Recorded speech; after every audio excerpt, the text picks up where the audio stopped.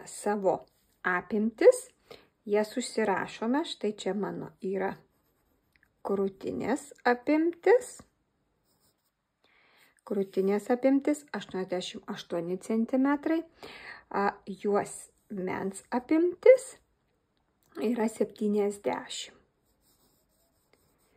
Juosmuo yra 70 cm. Taigi, kaip žinote, jau pasikartosiu, kad lekalą renkamės būtent pagal krūtinės apimtį, kuris yra arčiausiai. Juosmenį mes galime lengvai pakoreguoti, reikalinga bus arba padidinti, praplatinti arba susiaurinti, bus galima laisvai tai padaryti, bet jeigu krūtinę jau reikės koreguoti, jau yra daugiau reikalų ir sunkiau tai padaryti negu pakoreguoti juosmenį, todėl renkamės krūtinę. Taigi štai, mano krūtinės apimtis yra 88 cm, taip, todėl renkuosi tiksliau 38 dydį, nes krūtinės apimtis yra 88 cm. Juosmuo 68 lekale, mano yra 70, tiesiog žinau, kad reikės man dar pridėti 2 cm ant viso lekalo ir tą, ką padarysime, kaip darysime lekalo korekciją. Kada jau žinome, kokį dydį turime, galime atsispausdinti lekalą. Lekalą atsispausdiname printeriu A4 lapais, nereikia jokio specialaus printerio ar kito varianto. Ką pirmiausia darome atsispausdinę? Atsispausdinę turime pasimatuoti, būtinai pasimatuoti, ar tai yra 3 ant 3 cm. Taip, aš susirandu štai centimetrinę juostelę, išsitrauksiu. Taip, ir pasimatuoju, aišku, tiksliau visą laiką suliniuoti, bet aš žinau, kad atsispausdinau gerai, štai 3 cm. Ir taip, 3 cm. Taip, būtent pirmas dalykas, pažymiu, labai svarbu. Pirmas dalykas, ką turite padaryti, tai neklijuoti lekalą, o pasimatuoti, ar šitas kvadračiukas atitinka. Jeigu jis netitinka, žiūrėkite savo printerio nustatymus. Tai turi būti 100%. Na, įvairius printeriai turi skirtingus nustatymus, bet tai turi būti 100% lekalo atspausdinimas.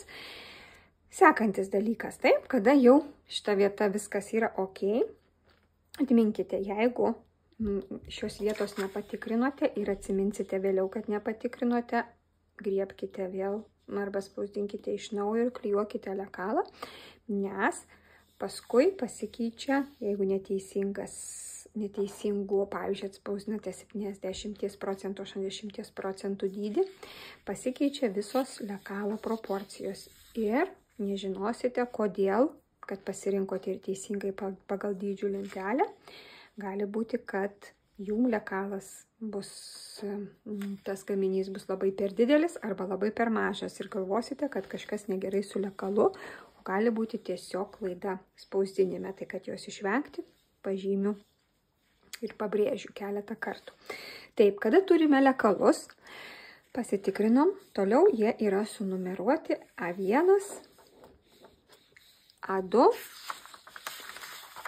ir A3. Taip, A3, A4.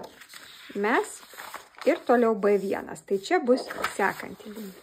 Ką darome? Pirmiausiai, mes tiesiog imame A1, suklijuojame su A2. Šita linija turi sutapti su šita linija. Ką aš darau? Aš tiesiog galiu nusikirpti.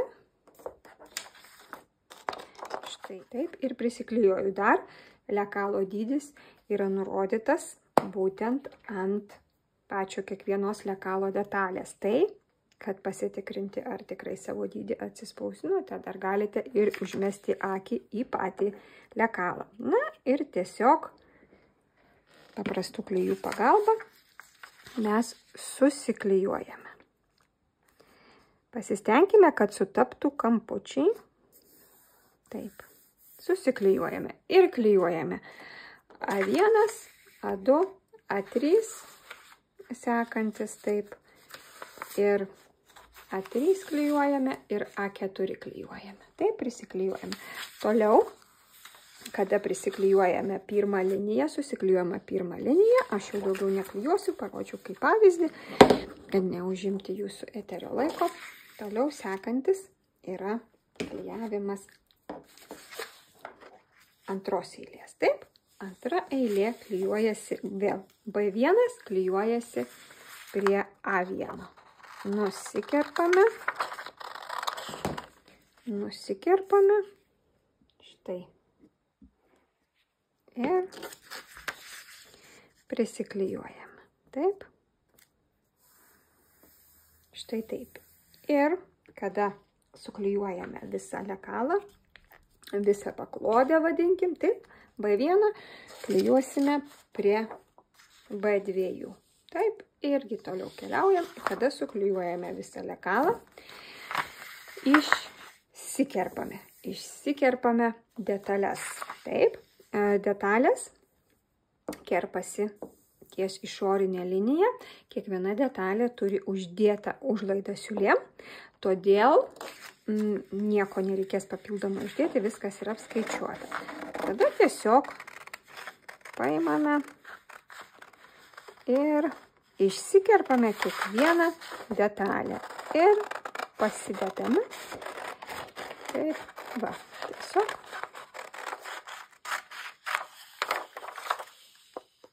Iškerpame, pasistengime iškirpti atidžiai, kuo tiksliau, tai bus patogiau paskui susiūti. Na va, vieną detalę kaip pavyzdį iškerpu, parodysiu, jūs tikrai galėsite išsikirpti lengvai, nieko nėra čia sudėtingo. Tai pasiruošėme visas lekalų detalės ir sekančioje pamokoje eisime prie kitų sekančių etapų.